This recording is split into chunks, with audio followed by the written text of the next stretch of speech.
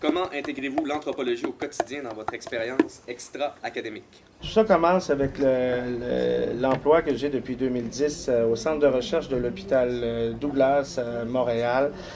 Engagement à cette époque-là, engagé comme toujours agent de recherche, là, ça ne change pas, mais agent de recherche intervieweur.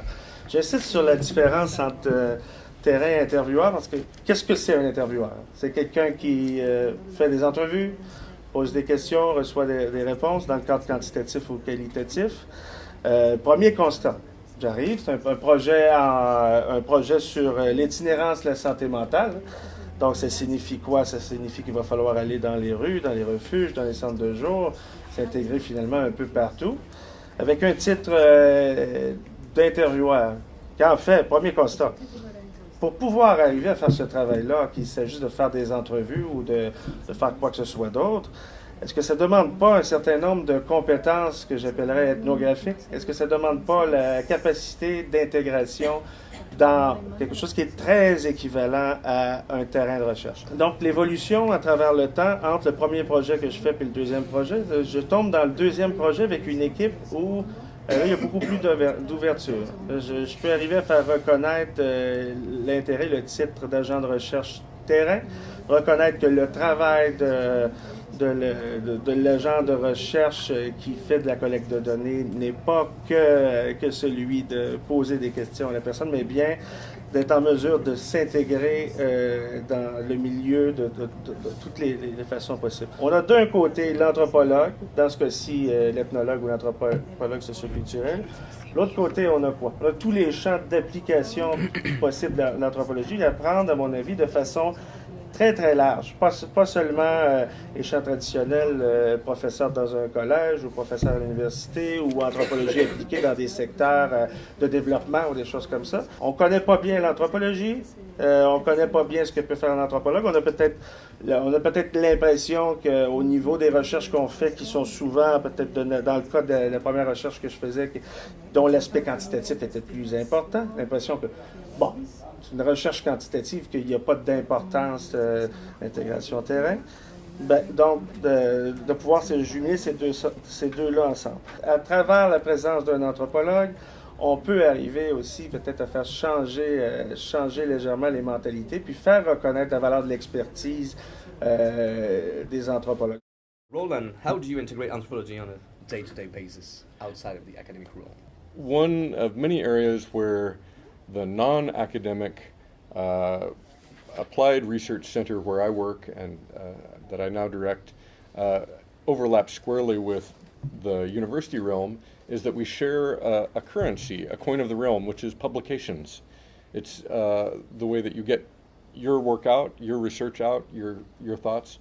But one way in which what I do is different is traditionally we're trained to be lone wolves and explore, find out for ourselves with tremendous self-reliance.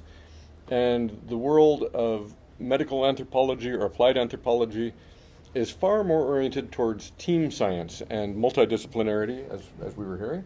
And indeed, there's an appreciation of good ethnography in the service of public health. And the catch here is that for us to make what we do understandable as anthropologists, we need to reflect and describe with great precision what our methods are. When we talk amongst ourselves, we're often a little bit carefree. We all know what we do. It's all participant observation. Let's move on to the findings. But it doesn't work that way in the outside world.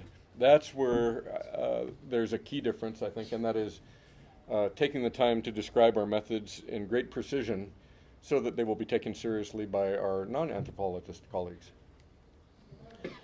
In terms of some of the ways that anthropology pervades what I do, even if I'm not hanging out with a department, I have the good fortune to have anthropologists around me. But we also play well with others, and this I think is key to our success.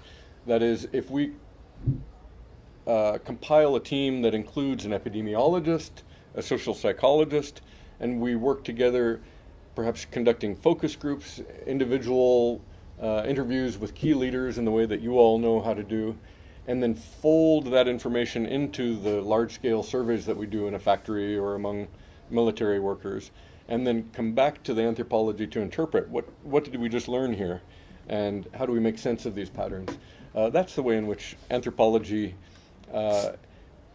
is acceptable to us anthropologists, but also is intuitive, makes sense to our colleagues who are outside of anthropology. And it all has to do with explicitness, I think. ¿Cómo usted entrega la antropología diariamente en sus prácticas extraacadémicas? Es muy difícil deslindar la antropología académica de la extraacadémica. Todo se relaciona entre sí. Por ejemplo, en el lenguaje, gracias a la apertura de Cuba al mundo, hay conocimiento e influencia de variantes lingüísticas de países hispanohablantes latinoamericanos en Cuba y viceversa. Yo soy privilegiado en este panel, pues tengo a una colega peruana que me está traduciendo del francés al español. Y acá hay elementos antropológicos. En Cuba no se dice ahorita. Sí se dice ahorita la palabra, pero en otro significado.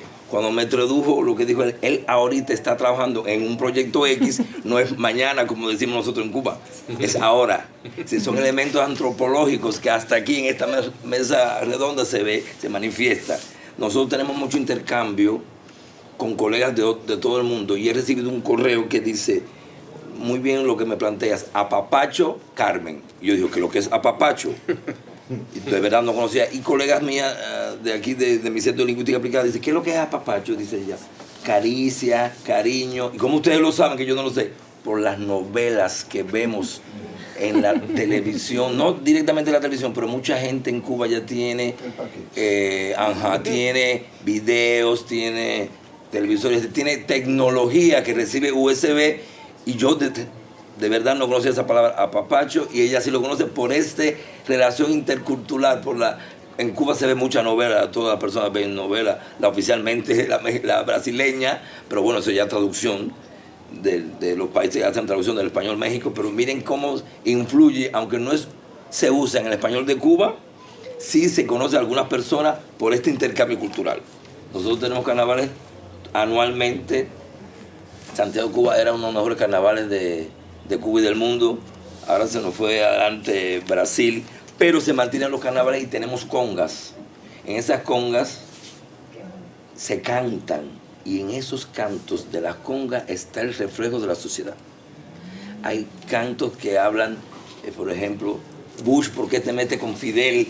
Es decir, son cantos que reflejan de forma positiva y negativa también, porque hay que decirlo, aspectos de la sociedad, aspectos del país que se refleja en ese momento, porque el mismo canto del año 2001 no es el mismo canto de 2018. Comment intégrez-vous l'anthropologie au quotidien dans votre expérience extra-académique?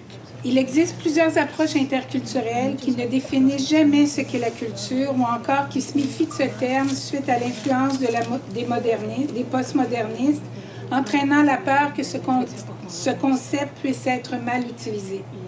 Comme anthropologue, j'ai eu la même position. J'ai effectivement, pendant 2 ans, refusé d'accepter de donner des formations en relations interculturelles car je trouvais le matériel existant trop pauvre. Je me suis mise à la tâche suite à la demande de professeurs et d'intervenants qui avaient une approche critique des limites de leur travail auprès de clients immigrants, ce qui m'a renvoyé à l'anthropologie médicale, qui a effectivement identifié depuis les années 60 des limites à la médecine occidentale pratiquée dans d'autres sociétés. My positions are based on an ongoing training program which has touched more than 6,000 people since the year 2000. It must be said that I've been in a privileged position because I had to assess, adapt, and train in cross-cultural training for the Quebec Ministry of Health and Social Services. Not only this program has touched caregivers from the Quebec Society, but immigrants and second-generation immigrants as well, since in Montreal, a shortage of staff in health and social services created a space for immigrants.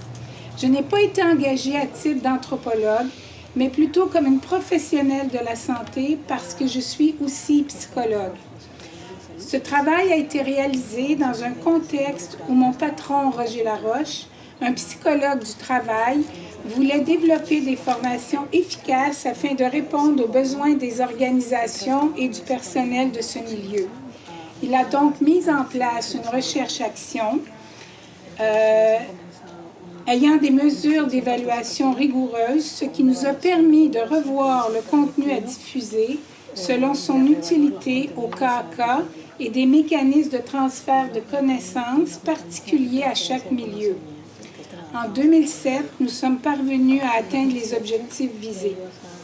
Au laboratoire de recherche en relations interculturelles de l'Université de Montréal, grâce à la générosité de Roger Laroche, nous utilisons encore aujourd'hui les procédures d'évaluation qu'il a mis en place.